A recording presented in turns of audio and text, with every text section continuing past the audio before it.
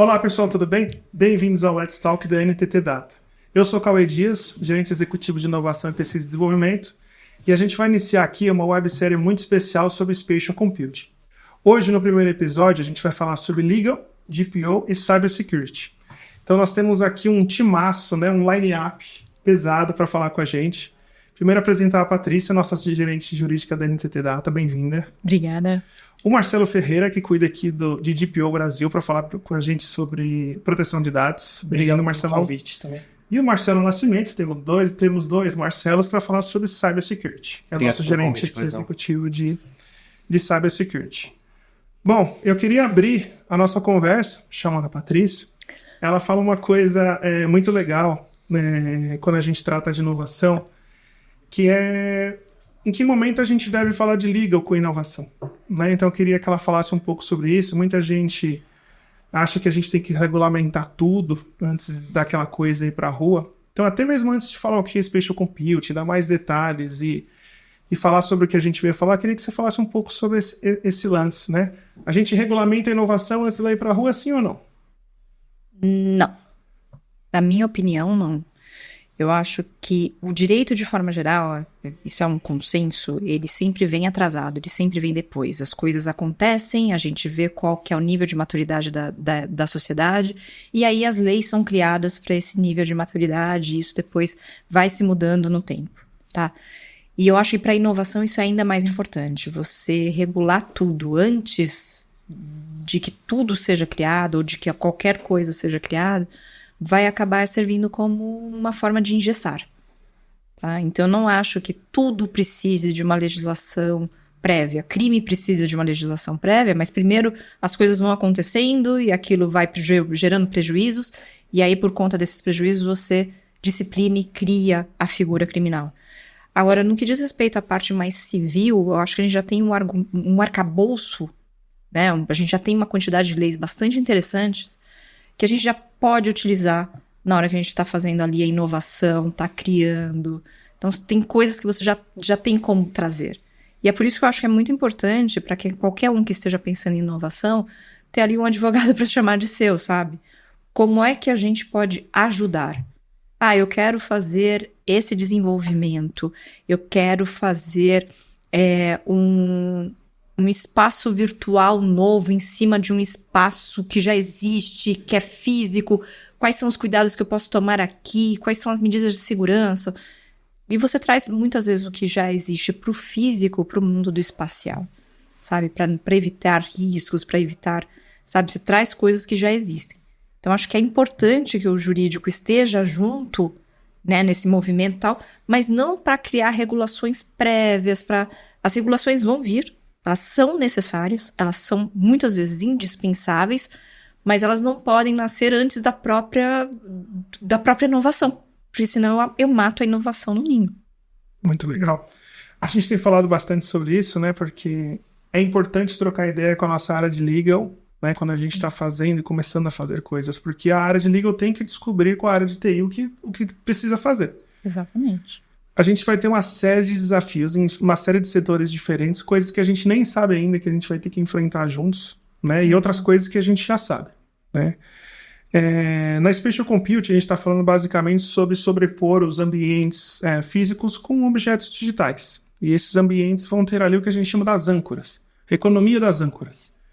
Acompanhe depois o podcast sobre a economia das âncoras também especial. E aí a gente tem uma série de percalços ou steps que a gente precisa fazer, dentre eles segurança de dados, cibersegurança. A gente tem, às vezes, algum tipo de receio, né, de posicionar essas âncoras em espaços que são principalmente públicos, né, em relação a espaços privados, mas a gente está vendo aí, né, a pessoa andando com os óculos já na rua, né, ancorando coisas para cima e para baixo. E eu queria falar com o Marcelo Ferreira um pouco, o que ele acha, e aí puxando um pouco já falando, né, dos dados das pessoas espalhados aí pela rua, né? Então eu e você fomos lá na rua, fizemos ali uma ancoragem de um dado que é nosso e as outras pessoas vão conseguir ver. Como é que você vê isso? E como é que a gente trata isso?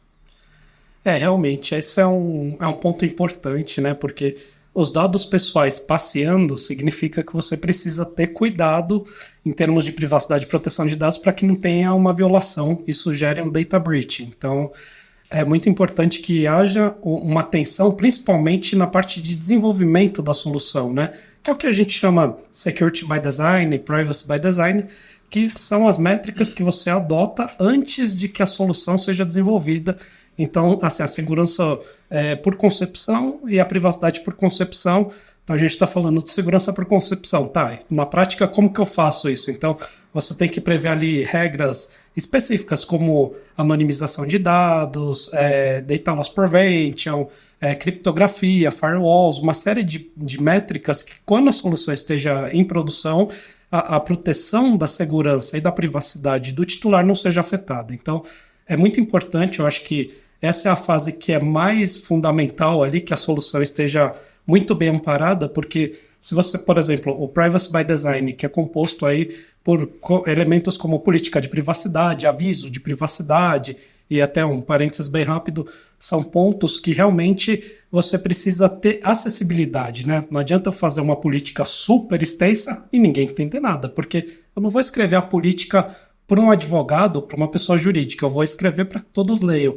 Então o pessoal usa muito uma métrica que chama Visual Law, que é você, assim, meio que colocar ícones e tal, para deixar aquela política acessível. Então, isso é muito importante, tem que ser observado na época de desenvolvimento, e depois que a solução já está em produção, né, é importante também que a aplicação dessas métricas sejam observadas. E aí a gente já tem um outro momento, que é o Privacy by Default e o Security by Default, que já são métricas aplicadas quando a solução já está em ambiente produtivo. Então, basicamente, acho que é por aí. Muito legal. Bom, nós e a galera do laboratório defendemos que o Spatial Compute lá deve ser aberta. E aí, como aberta, né? A gente acredita que se a gente entra numa loja hoje física e consegue ver e experimentar a roupa sem falar o nosso nome, sem logar na loja, isso também tem que ser possível no Spatial Compute. Como é que você vê isso, Marcelo? A gente consegue viabilizar do lado de cibersegurança isso? A gente tem muita cultura do logar para ter, né? Uhum. Provar quem você é.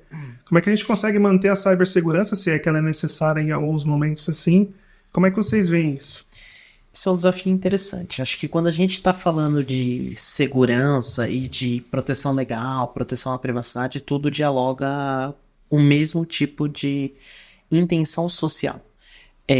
Proteção jurídica, proteção à privacidade, que acaba sendo, em última análise, uma proteção jurídica fundamental e proteção à segurança, ou a garantia da segurança por meio das iniciativas de cibersegurança, elas têm um objetivo máximo de atenção às necessidades sociais. Isso é importante que seja positivado. Quando uma empresa está investindo milhões de reais e garantindo que a sua cibersegurança ela é bem feita, ela faz isso por dois grandes motivos. Primeiro, para assegurar uma continuidade a longo prazo, porque senão você pode ter lucros cessantes aí em casos incalculáveis, e para garantir que o seu cliente continue respeitando aquele branding, ou seja, continue se comunicando com aquela empresa porque aquela empresa o respeita. Então, quando a gente fala de comodidade, de conforto versus segurança, a gente precisa dialogar com a sociedade. O que é mais importante? Que a gente tenha menos segurança ou uma segurança mais bem construída para atender a comodidade e a partir daí a gente tem uma comodidade elevada, a gente consiga trabalhar isso de uma maneira mais fácil, ou a gente vai ter um pouco mais de segurança, perdendo um pouco de usabilidade, de conforto dentro da operação, mas garantindo que a gente tem um ambiente protetivo um pouco mais assegurado. E aí você vai me perguntar, Mar, o objetivo é que a gente tenha os dois? É que a gente chegue num cenário plenamente confortável, plenamente utilizável e que a gente tenha o máximo de segurança possível. E aí eu vou te dizer, a gente tem muita coisa, os cenários de investimento são altos, mas essa bala de prata a gente não tem, não terá e me arrisco a dizer que ninguém terá. A gente quer construí-la. Mas quando a gente pensa, e trazendo o seu exemplo, num cenário, como eu consigo usar roupas em um ambiente espacial sem me expor quanto à proteção de dados ou quanto à segurança, existem pequenos cenários ali que a gente vai trabalhar de anonimização, de vetorização dessa captação de imagens, a gente vai trabalhar em exclusões rápidas desse tipo de banco de dados, a gente vai trabalhar nesse banco de dados sendo partilhado de maneira anonimizada e ficando guardado localmente como evidências criptografada. A gente tem muita coisa que dá para fazer dentro de cenários específicos. As soluções são as mais diversas possíveis. Eu consigo entrar na loja e falar que só tô dando uma olhadinha ou não? Eu quero dar uma olhadinha. No virtual. Sabe o que eu descobri? Essa é a senha pro cara ir atrás de você. Porque quem dá uma olhadinha geralmente dá uma compradinha no momento. É verdade. E talvez dar uma olhadinha virtual significa que você é um lead, né? Usando os termos de marketing que pode ser aquecido. Então não tenho certeza se dar uma olhadinha é o melhor caminho, mas é possível. Você falou bem, quando a gente interage com pessoas em Spatial Computing, a gente está mudando um pouco o jogo quando a gente fala de redes sociais. As redes sociais hoje elas são detidas pelos players que a gente conhece aí, né? Meta, entre outros. Na Spatial Computing a gente muda um pouco esse paradigma. Então, por exemplo, o nosso cliente que é de health, ele vai cuidar da relação do paciente com o médico na hora de uma consulta virtual. Nosso cliente que é de retail vai cuidar da relação do cliente com o vendedor na hora de uma venda virtual. Como é que vocês veem isso, né? Como é que vocês veem essa virada de chave? A gente fala que são redes sociais instantâneas. Como é que vocês veem os nossos clientes que cuidam de relacionamento no físico, então não é tanto novidade, mas vão ter que cuidar de redes sociais pequenas a partir de agora, né? As redes sociais instantâneas. Paty, como é que você vê isso? Eu acho que, sob certo aspecto, talvez seja... Porque nós já temos as redes sociais abertas, grandes, gigantescas, talvez seja até menos complexo, porque é menor, é mais restrito, tem um objetivo muito claro.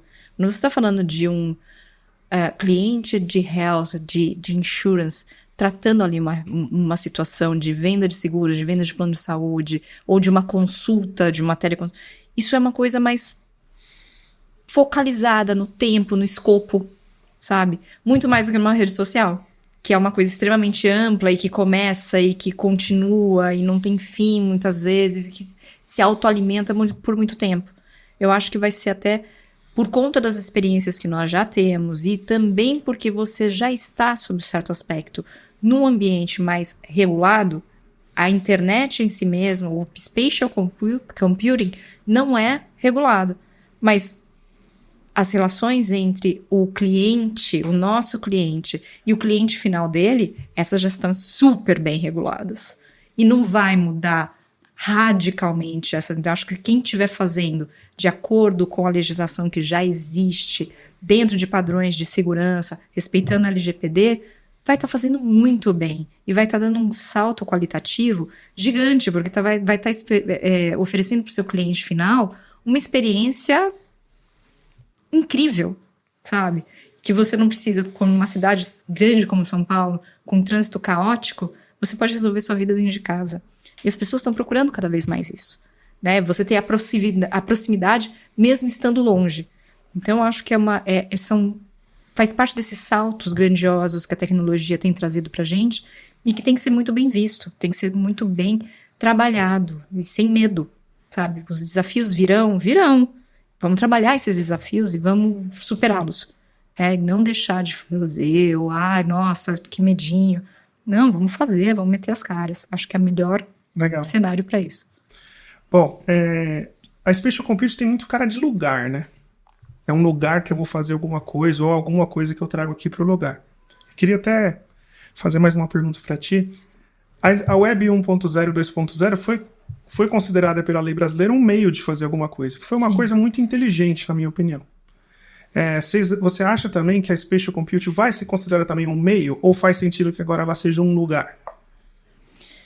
De verdade, eu acho que aí a gente ainda tem um caminho longo de discussões. Claro, essas discussões vão ficar cada vez mais céleres, a gente não vai ter daqui a 20 anos para resolver isso vai ser resolvido muito antes.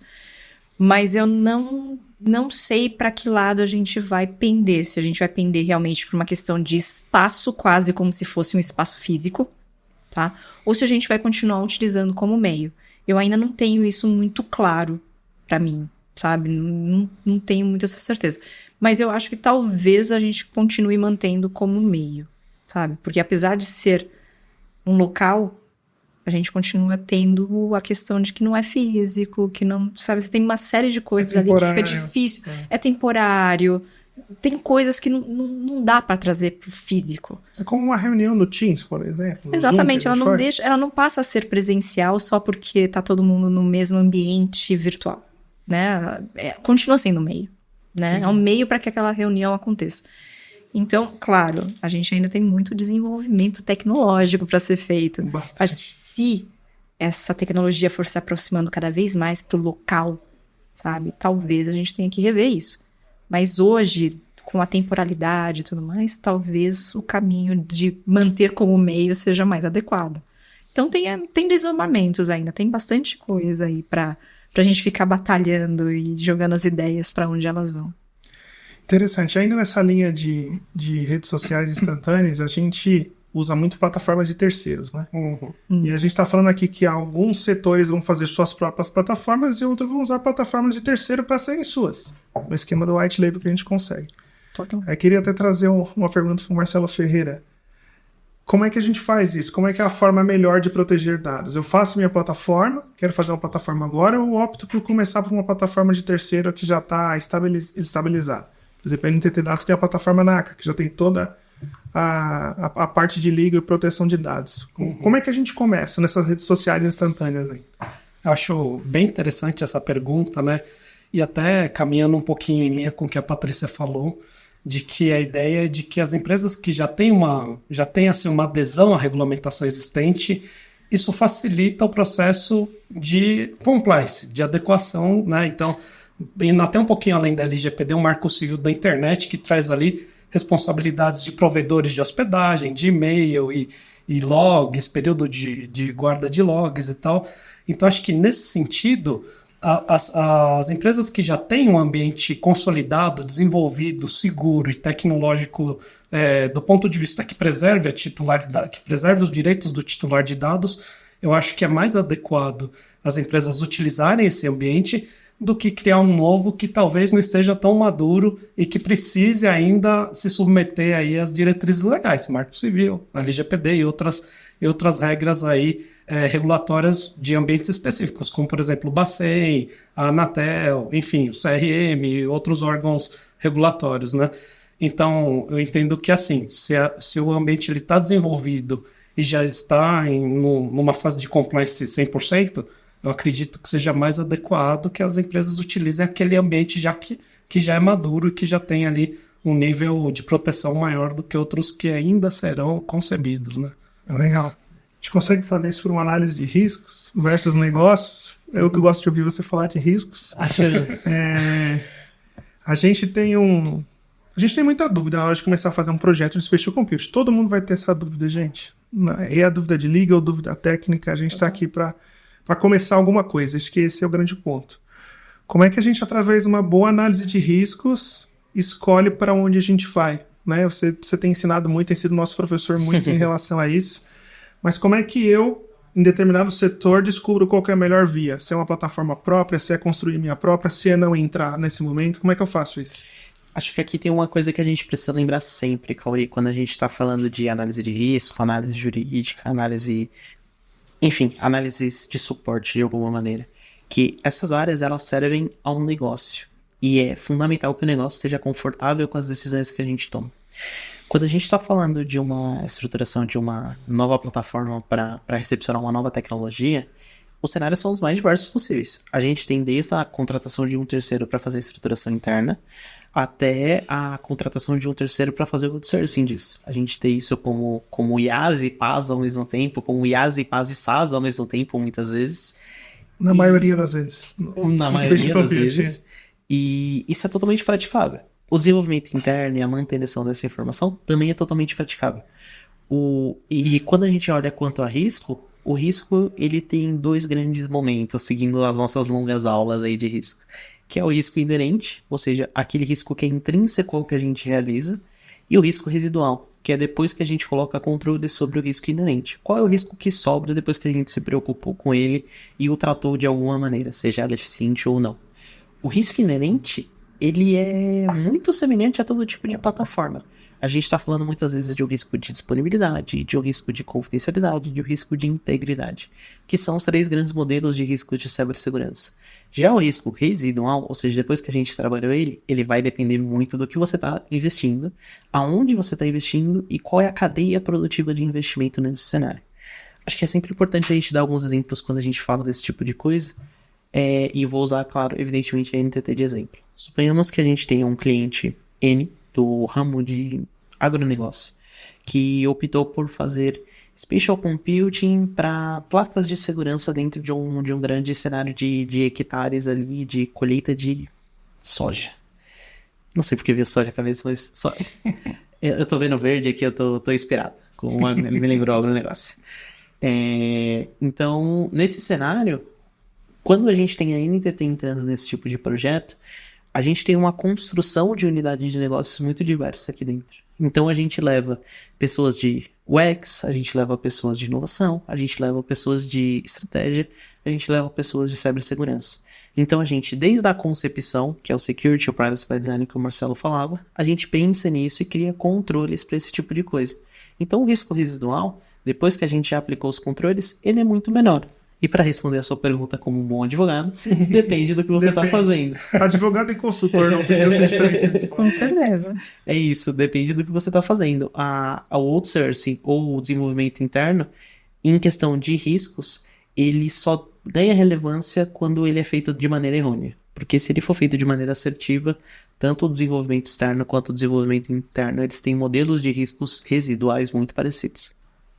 Muito bom. No final das contas, depende muito do apetite do próprio cliente, o que ele quer, né? Porque, de repente, ele pode ter querer um nível de controle que uma plataforma terceira não vai dar para ele. Perfeito. E aí ele faz dentro de casa, se ele estiver bem assessorado, vai fazer muito bem feito.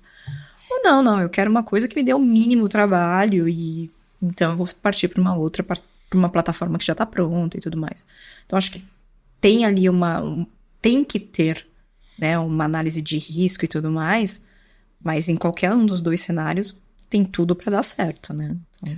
Aí, a expressão que você usou é perfeita, Paty. Quando a gente fala de apetite, a gente está falando de apetite ao risco mesmo, que é definido necessariamente pelo C-level da companhia. São as pessoas que vão efetivamente fazer a tomada de decisão ali dentro e vão permitir que, como eu falei lá no começo, os interesses sociais, seja da própria companhia enquanto um pequeno ente social, seja da sociedade como um todo, estão atendidos. No final das contas, tudo que uma companhia produz, seja os nossos clientes, ou seja uma microempresa, ela produz visando a missão dela, seja ela qual for. Então, o apetite ao risco, ele é muito conectado, ele é quase que intrínseco à missão da companhia, aos seus diretores, ao seu C-level.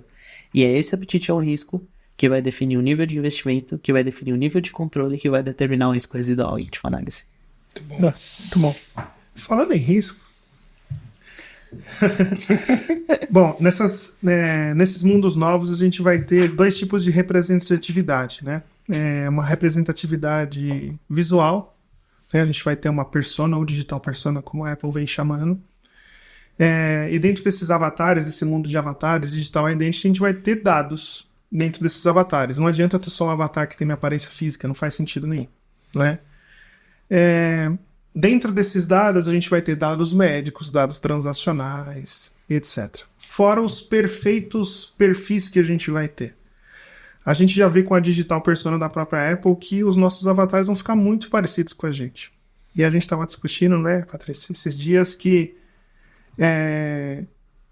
as fotos, os vídeos trouxeram pra gente provas físicas, né? Provas, assim, é o Cauê que realmente está naquela cena, é o Marcelo que está fazendo alguma coisa. Como é que fica agora com esse negócio dessas aparências diferentes, né? Eu posso ter um deepfake do Cauê operado por outra pessoa, com o meu avatar, me representando numa consulta médica.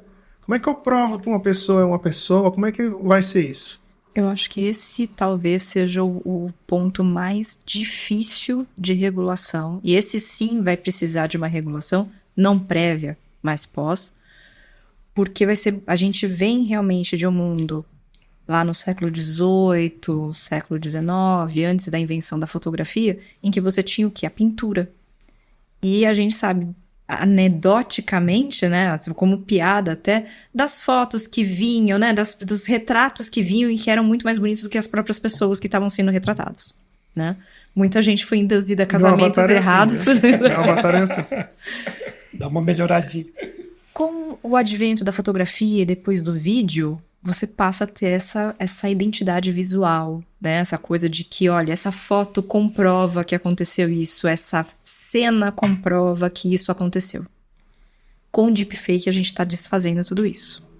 Então, vai ser uma das questões sérias de serem tratadas em cibersegurança, sabe?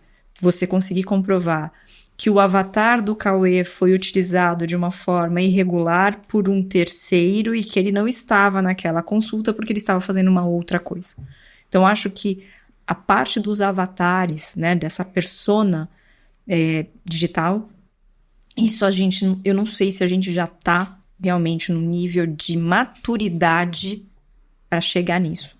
Vamos ter que atingir essa maturidade muito rápido. Mas acho que vai depender de um nível de segurança, né, de cibersegurança muito alto para a gente conseguir chegar nisso e as pessoas conseguirem utilizar dessa forma, né? Esse é um cenário que me assusta bastante. A partir do momento que você pega fotos de uma super personalidade e coloca o Papa usando jaqueta puff, ou, né, foi a Taylor Swift, né, fazendo em cenas de sexo explícito que ela não participou, você começa a ter, ok, dá pra fazer, mas como é que eu sei que era aquela pessoa ou não? E não dá pra você submeter tudo isso a uma perícia técnica exaustiva pra saber se sim ou não, né?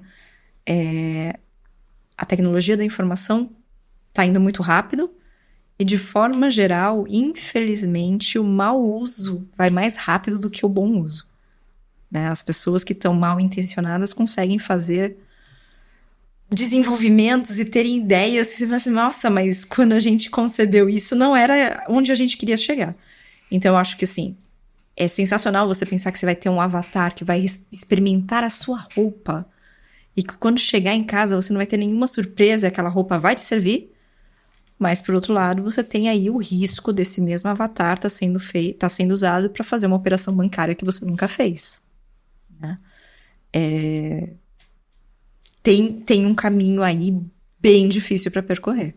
Aí sim a gente vai estar falando de uma regulação que a gente não tem nem ideia de como vai ser no dia de hoje, porque a gente ainda está preso no modelo em que você faz o login, que você tem a situação de senhas e que você não tem um avatar fazendo tudo isso, né? E a gente tem uma coisa muito interessante nessa era nova dos avatares, enriquecidos de dados, balanceável de todo mundo aqui, que são os dados médicos. Então, seria muito interessante para a gente ter os dados médicos de todos aqueles que vieram antes da gente na nossa família. Sim. Você acha que isso é uma área nova, jurídica, essa área de herança de dados de avatares? Tem uma série de problemas aí, né? A pessoa antes daquela pode não querer repassar esses dados. Como é que você vê isso? Porque, além de ser essencial, também pode ser uma área onde pode ter muita guerra jurídica. Eu acho que vai ter muita guerra jurídica aí. Os atores e atrizes em Hollywood já estão se debatendo a respeito disso, falando, olha, estou deixando aqui muito claro que não quero que minhas imagens sejam utilizadas para serem feitas avatares e composições, porque o direito que nós temos hoje, o direito da personalidade, se extingue com a sua morte, né? E ali, todos os direitos de imagem e tudo mais, a pessoa morreu, você não mexe mais naquilo. Você está dando uma ultratividade, né? Você está trazendo a pessoa para uma vida além da morte. Os dados ficam lá, eles podem ser acessados. Por quem vão poder ser acessados? Em que limites? Né? Vou anonimizar esses dados? Só quem vai poder usar é a família? Ou vai ser um banco público e que todo mundo pode usar? Então você tem aqui coisas que são muito complexas, né? Acho que quando você está falando que, olha, é um dado da minha família e eu vou usar para benefício próprio porque ainda tem uma identidade de laços familiares aqui, isso fica muito fácil. Mas e quando você está falando sobre os direitos patrimoniais em cima disso?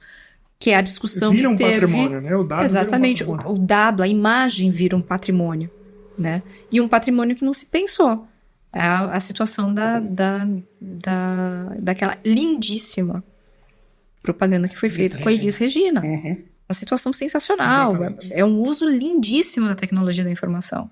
Mas gerou uma discussão super bem-vinda, né? E com os dados de família, dados médicos, mais ainda, porque quando a gente pensa em usar dados médicos, a gente está pensando em usar para o bem, Mas pode ser que esses dados, o uso seja desvirtuado. E como é que a gente se protege desse uso desvirtuado? Né? Então, acho que é mais um cenário desses que a gente vai ter que ver como é que isso vai ser usado. Né? Em princípio, é um banco de dados que até já existe, só que não é acessível. Né? Hoje em dia, você tem muita dificuldade para acessar esse tipo de banco de dados. Eu tenho dificuldade para acessar os dados da minha bisavó, que entrou de maneira irregular no Brasil. Tá? Ela entrou Até os regulares têm super dificuldade. Eu tô com clandestino, tem gente que entrou nome errado. né? Nome errado e tudo mais. Então, você já tem coisa que for do começo do século XX e que você não tem muita facilidade de acessar. Mas a verdade é que, para os dados de agora em diante, ou de algumas décadas atrás em diante, isso vai ser muito mais facilmente acessível. E como é que vai estar usando isso? Gente, a gente tem acesso a banco de dados de Receita Federal. Que é um banco público e tudo mais. Tá, mas é um banco público porque se pensava em usar esse dado de um jeito X. Ele não tá mais sendo usado do jeito X. Não é nenhum metadado já processado, é o próprio dado É aberto, o próprio dado linha, aberto, linha a linha, que você consegue identificar a pessoa, que uma pessoa mais bem versada na tecnologia consegue saber detalhes que ela talvez não devesse saber. Ela consegue endereço, ela consegue conta bancária. Quando se criou esse banco, não era para isso. Sim, Né? exatamente. Então, quando a gente pensar em dados de saúde também, é a mesma coisa. Eu estou querendo atingir esse objetivo. Como é que eu faço para atingir, para que somente esse objetivo e mais alguns outros que são considerados éticos, lícitos, bons, sejam atingidos e que não seja utilizado como os dados da Oetker na Segunda Guerra Mundial, que foram utilizados para identificação de judeu. Perfeito. Esse exemplo foi bom. É. Estamos no momento certo de blockchain, finalmente. Blockchain virou must-have, finalmente. Deixa As pessoas vão parar de perguntar pro Cauê, mas por que eu preciso de blockchain? Não vou. Mas essa é fácil de responder. Essa é fácil de responder. Não vou. Mas deixa eu dar um passo atrás e retomar o que a doutora Patrícia estava nos explicando. Quando a gente tem esse cenário, a gente tem um cenário de reconhecimento do eu. E isso é uma discussão que vai ser muito presente dentro do que a gente vai viver ainda. Eu acho que em nível jurídico, em nível de cibersegurança e em nível filosófico. Quem sou? E só é possível você identificar alguém e autenticar alguém quando você sabe quem é. Hoje, segurança trabalha a autenticação por meio de 3 grandes fatores. O que eu sei, o que eu tenho ou quem sou. E quem sou geralmente está muito associado aos meus dados biométricos. Então a gente tem autenticação por biometria facial, que talvez seja mais comum que a maior parte de nós tem no celular hoje. Há poucos anos atrás era a biometria do nosso dedo, a digital. E no futuro a gente vai ter outros níveis de biometria. Mas quando a gente começa a extrapolar isso e despersonalizar a pessoa enquanto imagem, enquanto questão imagética, quase que numa análise semiótica, a gente passa a ter dúvidas sobre quem sou. E quando você tem dúvida de quem Até sou... o eu dados, né? Não é o eu... Exato. Como você autentifica alguém? Como você identifica alguém para que você possa autentificá-la se você tem dúvida de quem sou? Então, acho que tudo que a gente está trabalhando em segurança vai mudar dentro da disciplina de autenticação e de gestão de privilégios, gestão de entradas, a partir dessa grande discussão. Quem sou? O que é tão particular a mim que não pode ser interpretado, lido e feito pelo outro? Porque hoje a gente tem esses 3 grandes cenários. O que eu sei, que geralmente é expresso através de uma senha, que é o modo mais comum de autenticação hoje. Então você tem o seu login, que geralmente é um e-mail, e a sua senha, que deveria, se não é, uma informação absolutamente privada, escrita somente na sua cabeça. Com 6 caracteres especiais. Pessoal intransferível. Que o bruxo não quebra, já né? começa aí, né? 6 caracteres, Já é uma que já pista. não são 6 caracteres, porque dependendo de onde você tá, são 4, e aí 4 é mais fácil de quebrar do que 6. Exato. Hoje o NIST, a nossa grande bíblia de cibersegurança, publicado pela NSA, ele tem uma recomendação de que a gente utilize uma frase sem caracteres especiais. Essa recomendação ela é muito nova, mas geralmente a gente tá falando ali de ter 36, 42 caracteres, é uma coisa mais fácil de lembrar, Não vou tão lembrar. difícil de quebrar. E, enfim, existe muita discussão sobre isso. Uhum. Mas essa é a primeira. Então, o que eu sei. Depois, o que eu tenho. O que vai te identificar em o que você tem. O mais comum são os tokens. Sim. Pra quem é mais velho, vai Mais lembrar velho. de quando a gente fazia autenticação Vou fingir que não bancária sei via ver. token. Fica assim, a autenticação bancária via token físico. Então a gente tinha um pendrivezinho e a gente fazia a autenticação via esse token. E o que eu tenho pode ser os mais diversos possíveis. E depois, quem sou? Que a gente vai realmente aí falar de biometria, a gente vai falar de particularidades suas que supostamente são intransferíveis. Eu acho que a gente vai se deparar com essa realidade sendo alterada muito em breve. Talvez a gente faça autenticação via DNA em algum momento, que é uma coisa um pouco mais complexa de ser transferido, replicado ou copiado. Mas em todo esse cenário, e pegando o gancho da doutora Patrícia, eu acho que esse caminho difícil jurídico, ele vai ser transformado necessariamente pela filosofia e ele vai impactar absolutamente todas as áreas de atuação, inclusive e talvez principalmente a cibersegurança. Legal. Nessa linha do eu, tem uma coisa interessante que eu queria perguntar para o Marcelo, que é assim, a gente vai ter a centralização do dado de uma forma muito diferente a partir de agora. Então, eu vou ter o meu avatar, a minha digital identity na minha carteira. Então, ao invés de eu levar ela para algum lugar que eu posso fazer isso para autenticar, eu posso, por exemplo, nessa carteira, já querer ver alguma oferta ali de varejo. Eu posso trazer a minha loja para dentro daquela carteira.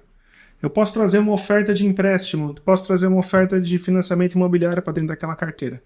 Então, dentro da carteira, eu trago o serviço, que é o contrário do que a gente vê hoje. A gente tem um monte de login em um monte de lugar, dado espalhado. Como é que você vê isso, Marcelo? É Sim. bom? É ruim?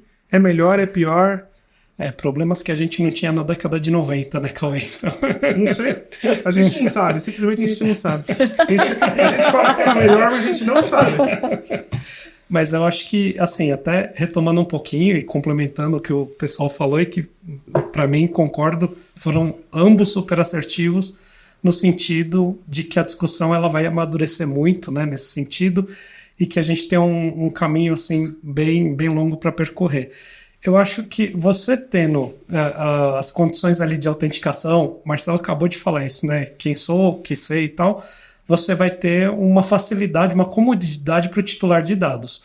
O problema é que a violação ela acaba sendo muito mais agressiva, porque se você tiver um DDoS, um brute force, um zero day, um spyware, um spoofing, qualquer coisa, você acaba tendo uma violação que acaba afetando não só um ativo, mas vários ativos do titular. Então, isso é muito, do ponto de vista do ataque, né, do ponto de vista ali da ameaça, do risco da vulnerabilidade, isso acaba deixando o titular, no meu ponto de vista, um pouco mais exposto do que se ele tivesse que fazer autenticação em cada uma das aplicações, né? E eu acho que essa questão também que a gente conversou aqui é muito importante com relação a deepfake, deep voice e tudo que está sendo produzido, né? Porque você tem ali uma pessoa que de repente não é e que pode ser usada até eventualmente para um fim político ou para um fim social, econômico diferente, e aí já numa esfera até um pouco mais de violação, de crime mesmo, né? Então, eu acho que isso é um tema que precisa ser regulamentado de uma forma muito, muito abrangente mesmo, porque a exposição, tanto ao legado das pessoas que já partiram, quanto eventualmente aí a própria história da pessoa, né, que está ali, pode ser muito grave, né, e muito, muito, muito cara para a sociedade, porque envolve moral e aspectos relacionados à personalidade humana, né. Mas sim, respondendo a sua pergunta, eu acho que sim, que é interessante você ter, do ponto de vista de comodidade do titular, um login, mas eu acho que também gera uma exposição a um cyberataque muito maior do que se ele fosse logado, se ele tivesse que passar pelos logs individualmente em cada solução, em cada aplicação, né? Legal, legal. Bom, voltando um pouco num tema que a gente abordou no começo, quando a gente contextualizou o Spatial Compute, que é o tema das âncoras espaciais, né? As âncoras espaciais talvez sejam a economia, depois dos avatares, uma das principais aí do Spatial Compute. Então, é o fato de eu posicionar objetos 3D de maneira persistente em algum lugar. A Apple, a Meta estão procurando fazer essa Spatial Computing dentro da casa das pessoas, num ambiente controlado. né? Então a gente vê pouca abordagens, inclusive, de spatial computing real, né? Spatial computing real é a minha lista de supermercado, ela não é uma telinha que fica flutuando na minha frente, ela fica grudada lá do lado da minha geladeira. A lista de tarefas do meu filho fica grudada lá no quarto dele. E aí a gente vai ter coisas na rua, né? Então, com certeza vão surgir plataformas que são mal intencionadas, que as pessoas podem fazer pichações em determinados tipos de comércio, órgãos públicos, etc. Como vocês veem isso? A gente tem como regulamentar? A gente não deve regulamentar? Como é que vocês veem isso? A gente vai poder ter uma Deep Web aberta em Spatial Computing, né?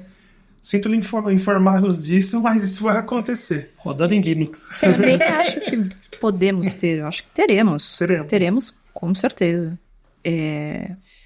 Vai ser regulamentado em algum momento. Eu, particularmente, acho que neste momento em que ainda estamos desenvolvendo, ainda estamos vendo para onde vamos chegar, você já usa a regulamentação que existe, né? Quem está fazendo Spatial Computing business as usual, né, usando as boas regulamentações e seguindo lei, usa as leis que já existem. É um pouco complexo porque o espaço público não é para uso individual.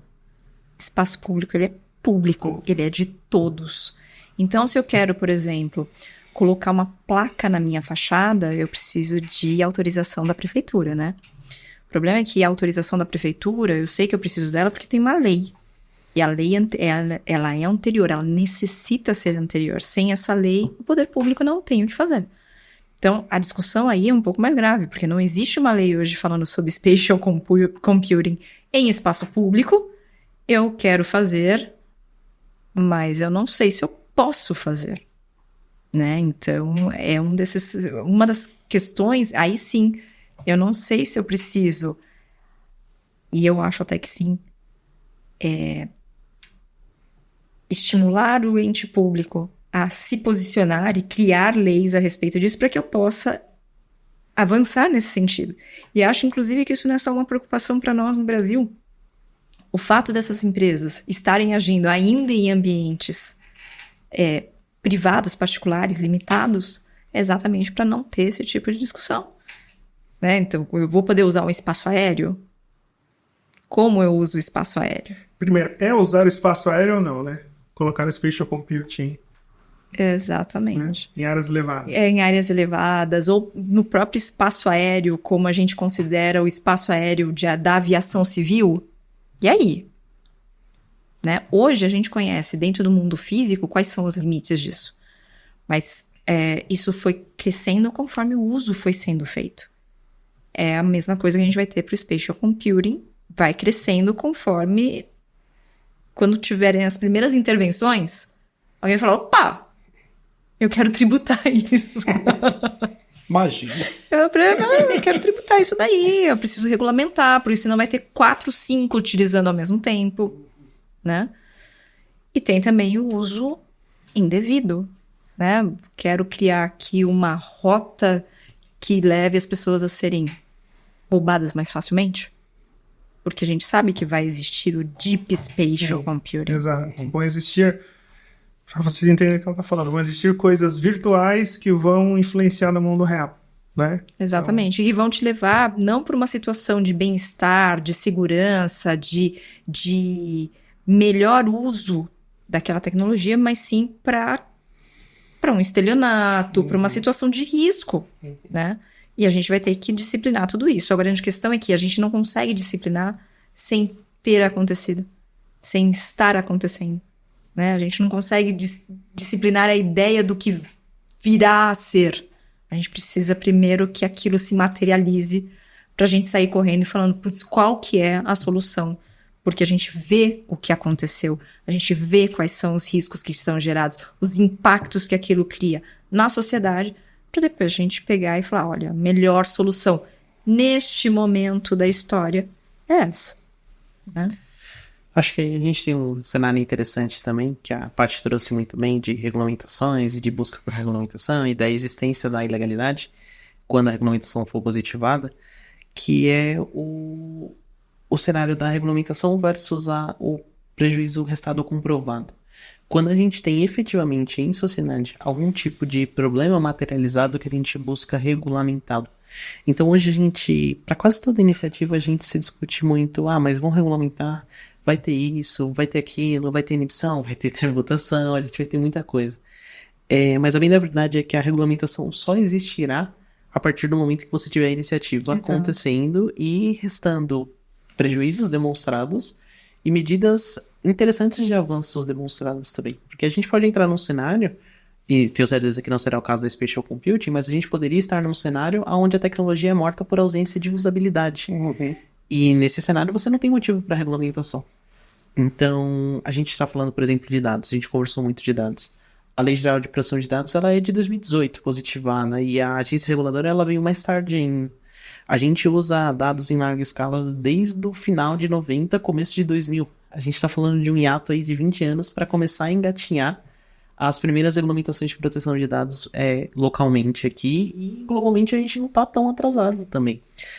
Então, sempre que eu vou falar sobre esse tipo de coisa e prestar consultoria especialmente sobre esse tipo de coisa, a minha visão pessoal é que sempre a gente deve buscar produzir resultados primeiro, de maneira muito organizada, metodológica, documentada e bem construída, mas que a gente deve buscar produzir os resultados sem medo da inibição do poder judiciário, do poder público como um todo. Porque se de um lado as regulamentações vêm para proteger a sociedade, para inibir abusos, a tecnologia vem pela mesma seara, para proteger a sociedade e para garantir que a gente tem um avanço social como um todo. Claro, a gente sabe que cada uma das tecnologias elas interessam também às grandes corporações para produção de lucro, para produção de dividendos, mas isso também é em última análise, uma produção social. Então, sobre regulamentações, se eu pudesse acrescentar um pouquinho, façamos primeiro e depois, irrefutavelmente, as regulamentações virão e a gente vai estudar para elas. Exatamente como a gente começou esse bate-papo. O que vem primeiro? A regulação? Não, no direito, no mundo, nunca foi assim. Primeiro vem a situação. Primeiro vem o problema, o residual, como a gente traz, depois a gente regula. Porque senão você mata, né, o pássaro no ninho. Você não consegue se desenvolver, você não consegue criar se você primeiro tem uma regulação que você nem sabe para que serve. Né? Então a gente realmente precisa disso. A gente precisa esperar tudo isso acontecer para depois a gente ver como é que vai tratar. Enquanto isso, vamos fazendo o melhor que a gente pode com a regulação que já existe.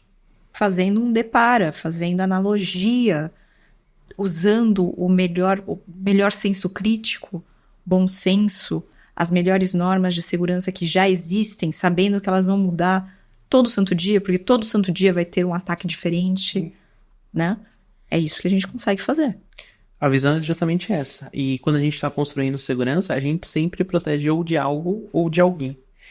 E a segurança, ao contrário do direito, ela pode ser preditiva, porque a gente consegue, historicamente, por meio de análise, determinar quem é o atacante ou qual que é o objetivo que ele pretende atacar. Padrões, né? Os padrões de ataque. Isso nos leva, de alguma maneira, a uma segurança preditiva e com uma característica protetiva adiantada. Mas a gente só protege algo de alguém ou de uma outra coisa quando essa coisa tem valor a ser protegido. Não à toa que a gente fala que a segurança ela protege ativos. Ativos informacionais, ativos físicos, enfim, a gente protege algo que produz valor. E se a gente está discutindo a Spatial Computing enquanto segurança, enquanto jurídico, enquanto produção de dados, isso é importante a gente deixar claro.